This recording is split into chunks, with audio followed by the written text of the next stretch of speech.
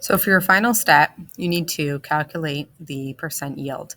To calculate the percent yield, you're going to work with two numbers. One is the theoretical yield and one is the actual yield. When we do stoichiometry, we are predicting the amount of a product or amount of reactant that went into an equation or came out of one. So on our previous slide, that's where you were trying to predict the mass of Fe2O3, right? And at the end of this problem, when you multiplied the moles of Fe2O3 from the previous slide by the molar mass of Fe2O3, you should get the mass of Fe2O3 that was theoretically produced. That was your prediction. So whatever number you got here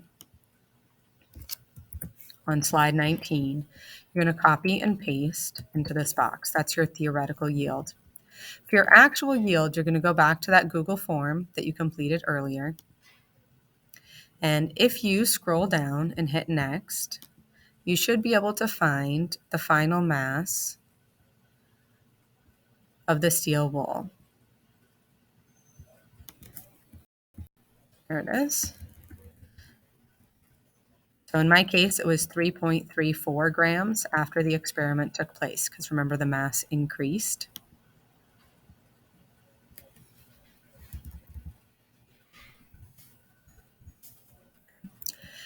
To find the percent yield, which is what you're going to do down here, you're going to divide your theoretical yield, which should be a number in grams, by your actual yield, and that will tell you whether the reaction went to completion. So for example, if your actual yield is less than your theoretical yield, it means that the reaction didn't go to completion.